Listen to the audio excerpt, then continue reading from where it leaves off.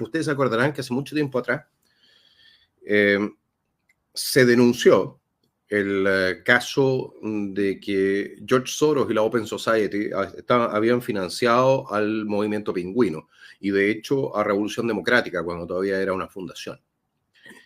Eso en un momento salieron varias voces a decir que era mentira, etcétera, pero estaba en una serie de correos que se llaman DC Leaks, donde se filtraron correos de la Open Society que confirmaban entonces la intervención de esa fundación que pertenece al magnate multimillonario George Soros, también conocido como terrorista financiero a nivel internacional, especialmente porque fue causante principal de la crisis asiática.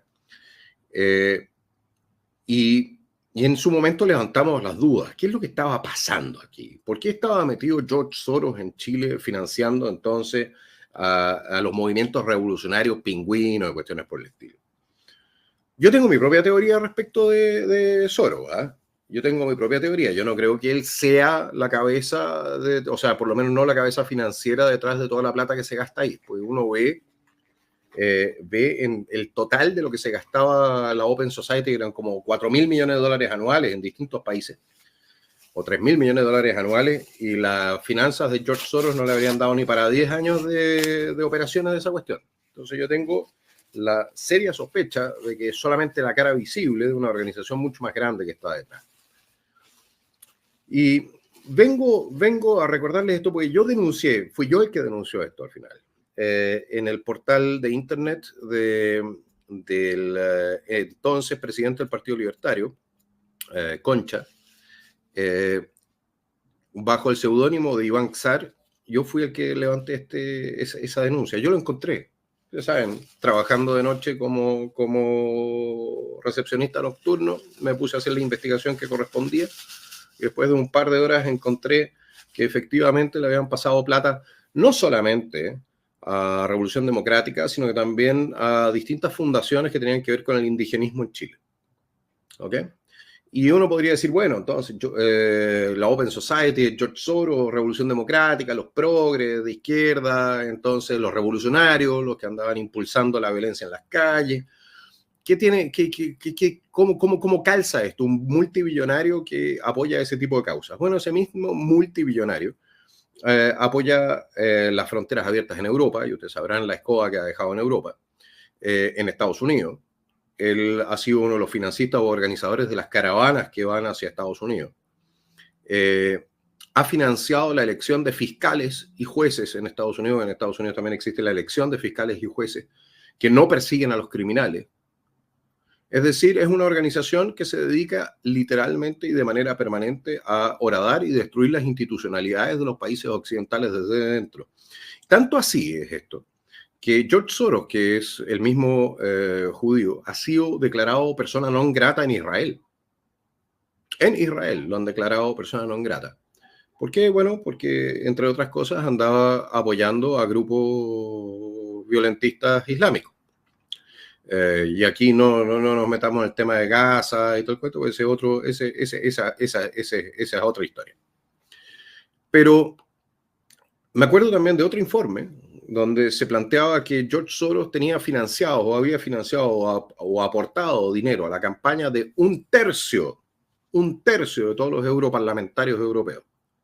Un tercio. Ese es el nivel de influencia al que había alcanzado este caballero con su organización que por lo demás, estoy convencido, recibe platas también estatales, porque este es un círculo que se va retroalimentando, el mismo principio de las fundaciones de democracia viva y cuestiones por el estilo, y de grandes magnates a nivel internacional. Y la pregunta es, ¿por qué hacen lo que hacen?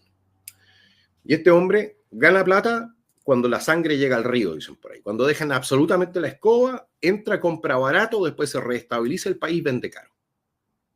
Eso es lo que hace. Eso es lo que ha hecho en Ucrania, es una de las figuras centrales en lo que ha sido el conflicto ucraniano, y estoy hablando antes de que empezara la guerra, con el conflicto interno. Mira, levanten una piedra donde está la escoba y George Soros está metido.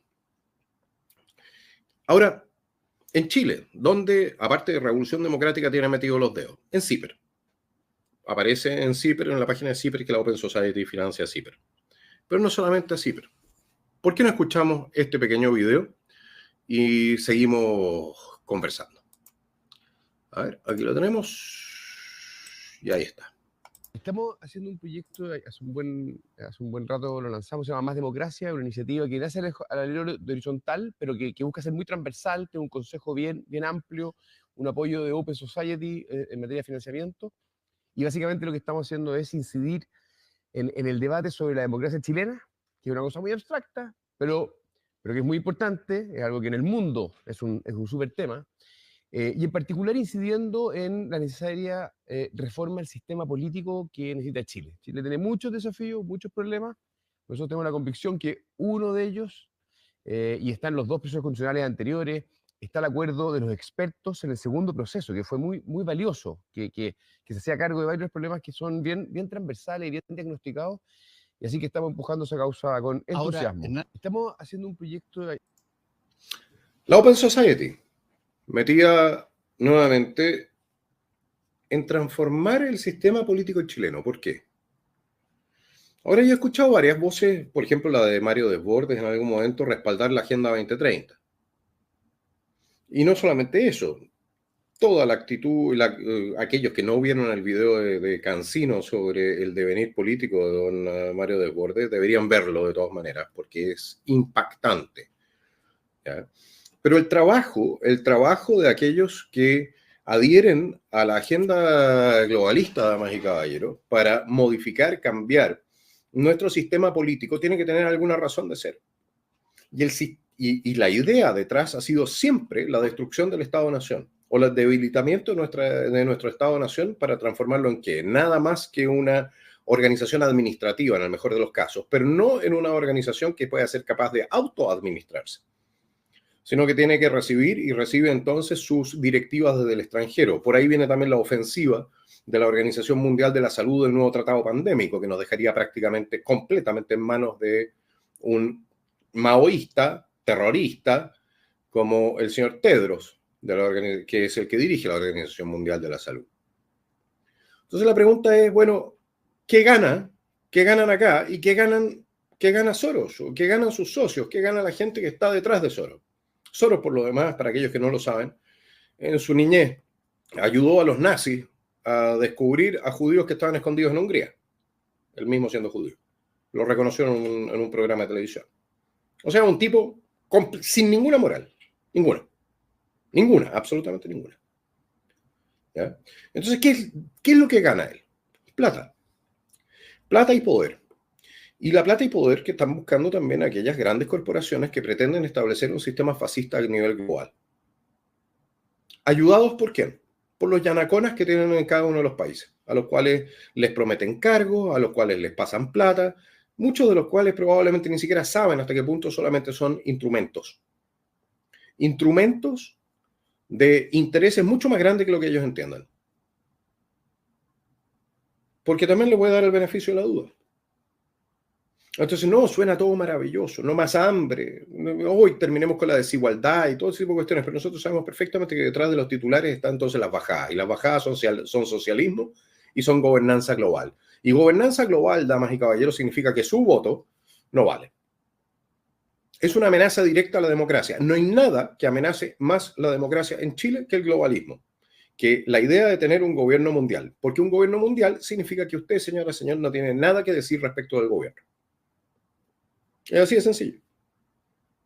Porque usted ha escuchado de alguna elección para gente que está en la burocracia de las Naciones Unidas o el Foro Económico Mundial o alguna cosa así. No, no hay elecciones. No hay elecciones.